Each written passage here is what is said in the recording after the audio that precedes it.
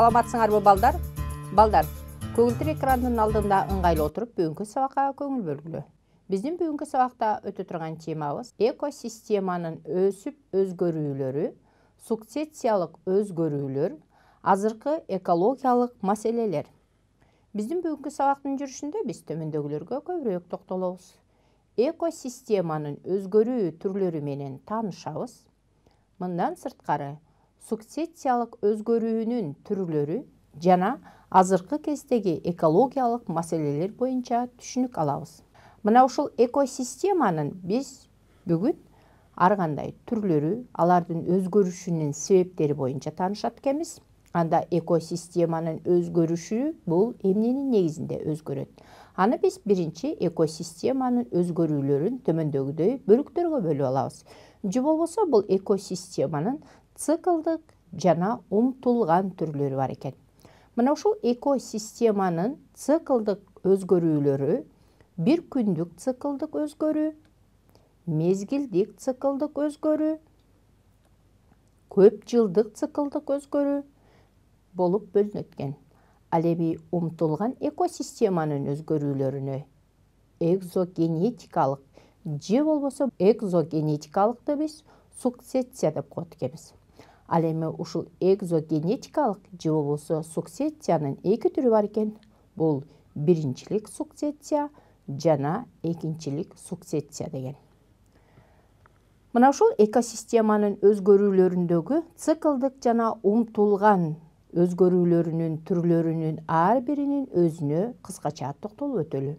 Биринчи циклдык же болбосо бир күндүк экосистеманын өзгөрүүлөрү.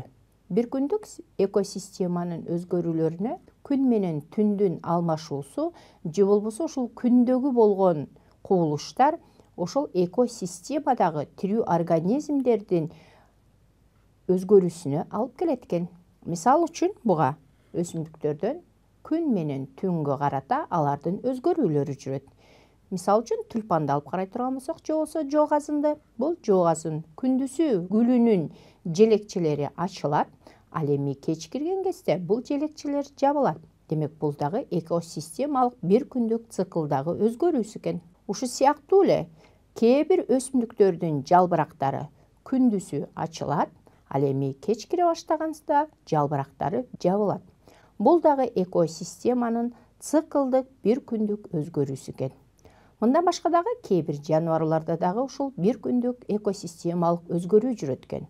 Буга мисал үчүн чөлдө жашаган жаныбарларды алып карай турган болсок, же түндүк муз океанда жашаган жаныбарларды алып карай турган болсок, бир күндүк циклда аларда ар кандай өзгөрүү болот. Өзгөчө өзгөрүүлөрдүн бул экосистемалык өзгөрүүлөрдөгү бир күндүк өзгөрүшкө кээ бир жаныбарлар бул өзлөрүнүн жашоосундагы активдүүлүк деңгээлдеринин дагы өзгөрүшүн алып келет экен. Мисал үчүн ушул экватор сызыгынын тегеретесиндеги же болбосо ошол экваторго жакын жайланышкан алкактагы жаныбарлар күндүзү абдан күн ысык болгондуктан кээде түш мезгилинде бир да тирүү организмдер бул активдүүлүгүн жоготуп, көлөкөлөп же болбосо алар жердин астына үңкүрлөргө кирип жашына башташат экен. Ал эми кээ бир ушул Орто Азия же болбосо ысык өлкөлөрдө жашаган күндүзгү жаныбар болуп саналган жылан жана жөргөмүштү алып карай турган болсо, бул күн абдан ысык болгон кезде булар күндүз активдүүлүгү төмөндөп, түнкүсүн гана азыкты кармоого ыңгайланыша башташат экен. Бул өзгөчө күн ысыган мезгилде. Ал эми күндүзү болсо булар күндүн ысыгынан өзлөрүнүн активдүүлүк деңгээлин төмөндөгөндүктөн ысыктан алар жашынышып үңкүрлөрдө же болбосо чөптөрдүн алдында, ошо тикенектердин алдында жашынышат экен. Бул экосистеманын бир күндүк циклы. Мындан башка дагы биз айттык экосистеманын өзгөрүшүнүн мезгилдик өзгөрүүсү деп. Бул экосистеманын өзгөрүүсүнүн мезгилдик циклы бул бир жыл ичиндеги мезгилдердин алмашышына карата организмдердин ыңгайланышы. Мисал үчүн биз жаз келген кезде көптөгөн тирүү организмдер же болбосо мисал үчүн канаттууларды алып карай турган болсок, алар ошо көбөйүүгө өзлөрүнүн түгөйлөрүн таба башташат биринчиден.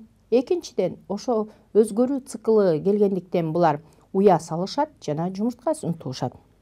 Ал эми кээ бир канаттуулар болсо мезгилдин өзгөрүшүнө жараша булар суук жерден жылуу жерге жер которуштурушуп учуп кетишет.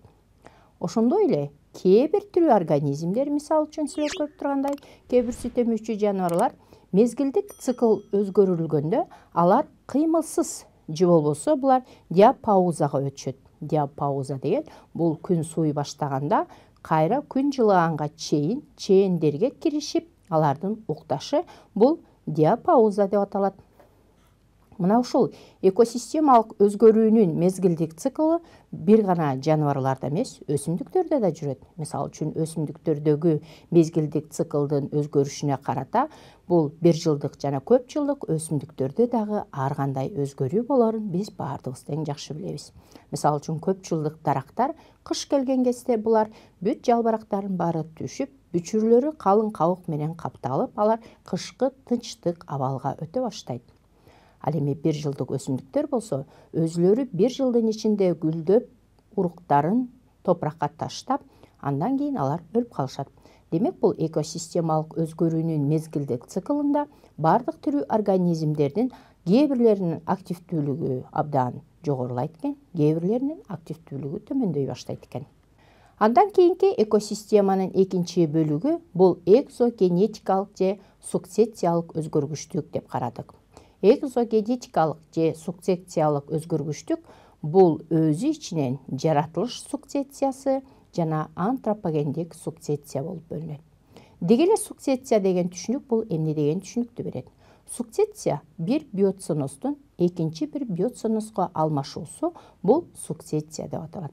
Ал эми бир биоценостун экинчи биоценоско алмашуусуна эмне түрткү берет дегенде, силер сүрөттөрдө көрүп тургандай, бул жаратылышта сукцессия жүрүшү мүмкүн экен жана антропогендердин таасир этишинде сукцессия жүрүшү мүмкүн экен. Жаратылыштагы сукцессиянын пайда болушу бул ар кандай вулкандардын атылышынан же болбосо кандайдыр бир сел жүрүшүнөн же болбосо ушул шагыл таштардын бул жайыттын үстүн каптап калуусунан шагыл таштардын мына ушулардын баардыгы тең жаратылыш сукцессиясын берет экен. Ал эми антропогендик сукцессия болсо бул адамдардын терс таасирлеринин негизинде жаратылышта биоценоз өзгөрүшү мүмкүн экен. Мына ушуга карата сукцессия өзү биринчилик сукцессия жана экинчилик сукцессия болуп бөлүнөт. Биринчилик сукцессия бул тиричилиги жок жерде пайда болгон биоценоз деп турат. Демек, тиричилиги жок жерде пайда болгон биоценозго, мисалы үчүн, таптакыр эчтеке вулкан атылса, же болбосо кум болсо, кандайдыр бир, мына ошол жерлерде эч нерсе өспөйт. Алар бир нече жылдардан кийин ал жерге шамал аркылуу өсүмдүктөрдүн споралары же уруктары учуп барып, алар калыптанышып жана өскүчөктү ал жерде бир нечеленген кылымдарды пайда кылат. Мына ушул биринчилик сукцессия бул таптакыр тиричилиги жок жерде пайда болгон биоценоз деп аталат деп атабыз. Мисалы үчүн, аска таштарда же болбосо ушул жаңы эле айттым, ошо жер титирегенде, вулкандар атылган кезде, мына же болбосо кандайдыр бир суу кыян алып кетсе жерди, мына ошондо топурактын үстү эрозияга учурайт. Эрозия деген бул топурактын үстүнкү бетиндеги тирүү организмдердин жашоо кыймылдуулук деңгээлдеринин өөрчүп турган жери жуулуп тазаланып калса, же болбосо вулкандын негизинде күйүп жок болуп кетсе, булар ушул биринчилик сукцессияны пайда кылат экен дагы, алар бир нече жылга чейин эч кандай тиричилиги жок болуп турат экен. Ал эми экинчилик сукцессия болсо, бул өрттөн кийин пайда болгон биоценоз дейт. Демек, бул экинчилик сукцессияга адамдардын таасир этишинин негизинде токойлордун өрттөнүп кетиши, же болбосо кичинекей көлдөрдүн соолуп калышы, же болбосо саздуу жерлердин кургатылышы бул экинчилик сукцессияны пайда кылат. Бирок ал экинчилик сукцессия кандайдыр бир белгилүү бир мезгилге чейин убакытты кармап турат экен дагы, ал акырындык менен шамал аркылуу учуп келген уруктар аркылуу, же болбосо бул туруктуу экосистема болсо, ал акырындык менен канча жыл болсо дагы, бир нече 10 жыл өткөндөн кийин бул экинчилик сукцессия кайрадан пайда болот экен.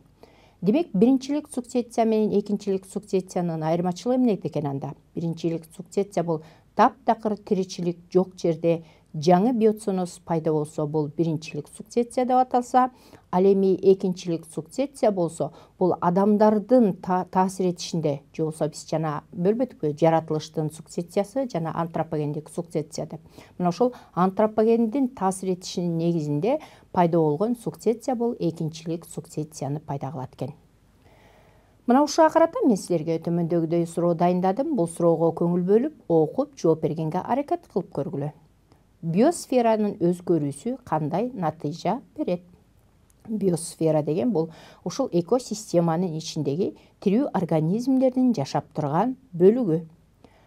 Натыйжа бербейт, оң натыйжа берет, терс натыйжа берет, эч өзгөрбөйт. Демек, бул суроого карата бул жерде 4 вариант турат. Бул 4 варианттын кайсы варианты бул суроого туура жооп берүүчү вариант болуп эсептелет? Биосферанын өзгөрүүсү кандай натыйжа берет дейт. Албетте, бул суроону бардыгыңар ойлонуп жатат болушуңар керек. Бул суроонун туура жообун мен силерге көрсөтүп коеюн. Бул суроонун туура жообу биосферанын өзгөрүүсү терс натыйжа берет. Эмне үчүн терс натыйжа берет? Мисалы үчүн биосферанын өзгөрүшүнө биз жаңы эле токтолдук. Экинчилик сукцессия же болбосо токой өрттөнүп кеткенден кийин кандайдыр бир жаңы биоценоз пайда болот дедик. Токой деген бул туруктуу биоценоз болуп эсептелет. Ошол туруктуу биоценоздун өрттөнүп кетишинде анда булар канча жылга чейин калыптанышы мүмкүн деген суроо туулат. Албетте, экинчилик сукцессия биринчилик сукцессияга караганда булардын калыптанышы тезирээк болот экен. 100 жыл болсо дагы тезирээк болушу мүмкүн экен. Себеп дегенде бул туруктуу биоценоздун кыйрашы болуп аталат. Бул туруктуу биоценозду кыйраткан албетте антропогендер же болбосо адамдар болуп саналат. Биринчи жыл бул токой толугу менен өрттөнүп кетсе, ал 10 жылдан кийин бул токойдо кандайдыр бир пионердик өсүмдүктөр же болбосо чөп өсүмдүктөрү пайда боло баштайт. Ал эми ошол эле токой өрттөнгөн жер 25 жылдан кийин ал жерде бадалдар пайда боло баштайт. Ал эми 75 жыл өткөндөн кийин бул жерде дарактар пайда боло баштайт.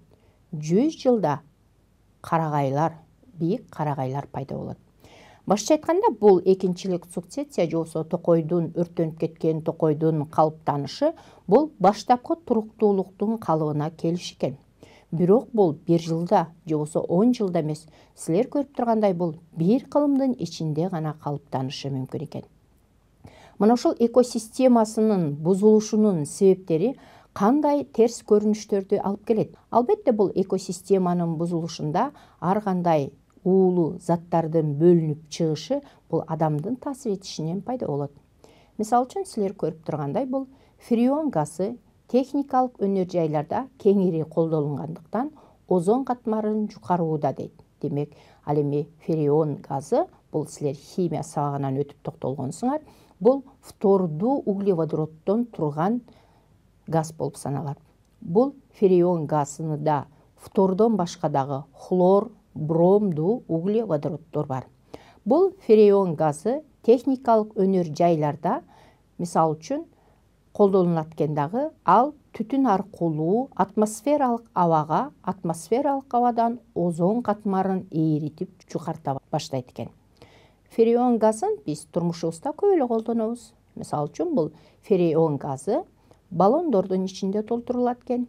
Ошондой эле биз күнүмдүк үйүбүздө колдонуп турган кондиционер, муздакты жана ысыкты үйлөп туруучу кондиционердин ичи ушул фреон газы менен толтурулган экен. Мына ошол фреон газындагы ошондой эле фреон газы муздаткычтардын ичинде дагы ушул фреон газы толтурулган экен.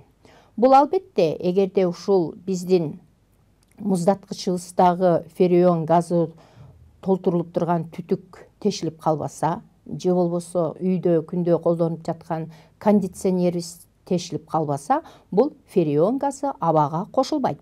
Бирок булар иштен чыгып эскирген кезде биз көбүнчө буларды таштап коебуз. Мына ошол таштоонун негизинде алардын ошо фреон газы атмосфералык абага кошулат экен дагы, ал акырындык менен өйдө бийик жака барып, озон катмарын ээритип жукарта баштайт экен.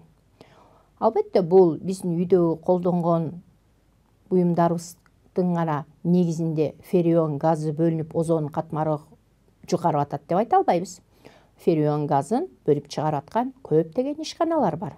Буга мисал үчүн ушул абалны же болбосо экологиялык системаны бузулушуна алып келип аткан маселелер силер көрүп аткандай бул токойлордун кыйылышы же болбосо өнөр жайлардын абдан көбөйүшү, таштандылардын абдан тонналап бөлүнүп чыгышы, ошо сыяктуу эле азыркы экологиялык маселелердин эң коркунучтуусу бул суунун булганышы. Бул бир күндүн ичинде бир нече миң тонналаган өнөр жайлардан чыккан таштандылар жана калдыктар океандарга, деңиздерге ташталат. Же болбосо ушул биздин иштетип жаткан өнөр жайларыбыздын бөлүп чыгарып аткан түтүндөрү, ыштары биздин айтаткан жана озон катмарын эритүүчү газдардан тура тургандыгы.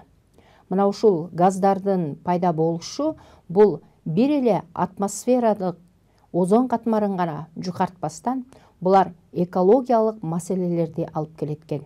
Экологиялык маселелерге мисал үчүн бүгүн ушул экологиялык системанын же болбосо бизди курчап турган чөйрөнүн бузулушу бул ар кандай терс көрүнүштөрдү берет. Же болбосо атмосфералык абанын бузулушу менен бул топурактын бузулушу, анда өсүп аткан өсүмдүктөрдүн бузулушу бул ар кандай организмдерде мутацияны алып келет. Бул мутация жаныбарларда көп кездешет жана өсүмдүктөрдө дагы көп кездешет. Мына ушул экологиялык бузулуулардагы терс көрүнүштөр жаныбарлар үчүн гана терс көрүнүштөрдү мутацияны алып келбестен, булар адамдар үчүн дагы терс көрүнүштөрдү алып келишет. Адамдарда дагы бүгүнкү күндө экологиялык бузулуунун негизинде ар кандай шишик оорулары менен же болбосо онкологиялык оору деп коебуз, ошондой эле булар ар кандай мутациялык оорулар менен төрөлгөн адамдардын саны абдан көп. Же болбосо ушул экологиялык системанын бузулушу бул адамдын өмүрүнүн кыскарышына, ошондой эле ар кандай адамдардын ооруларынын козголушуна алып келип атат. Албетте дүүлүгү же болбосо аллергиялык оорулар, шишик оорулары болуп саналат. Бул оорулардын баарынын келип чыгышы ушул адамдын экосистемадагы адамды антропогендик сукцессияны пайда кылышында. Бүгүнкү экосистеманын бузулушунан 25 миң өсүмдүк менен жаныбарлар жок болуп кетүү коркунучунда. Ал эми бүгүнкү күнгө чейин 105ке жакын өсүмдүктөр менен жаныбарлардын түрлөрү таптакыр жок болуп кеткен. Биз ар бирибиз ушул экологиялык системаны сактоого же болбосо ушул бизди курчап турган экологияга кам көрүү бул ар бирибиздин бул инсандык милдетибиз болуп саналат экен. Анда демек экологиялык система бузулса эле силер азыр жаңы таанышкандай ар кандай коркунучтуу маселелер пайда боло башташат экен. Мына ошого жол бербеш үчүн ар бирибиз экологияга жана бизди курчап турган чөйрөгө түз көз карашта жана өзүбүздүн жаратылышыбызды үнөмдүү сактоого ар бирибиз тарбияланышыбыз керек экен. Мына балдар, мен бүгүн силер менен ушул экологиялык системанын өзгөрүү түрлөрү боюнча жана экологиялык системанын азыркы көгөйлүү маселелери боюнча түшүнүк бердим. Албетте бул боюнча өзүңөр дагы кайталап окуп чыгат болушуңар керек. Ал эми мен ушу менен бүгүнкү сабагымды аяктайын. Кийинки сабакта жолугушканга чейин саламатта калгыла.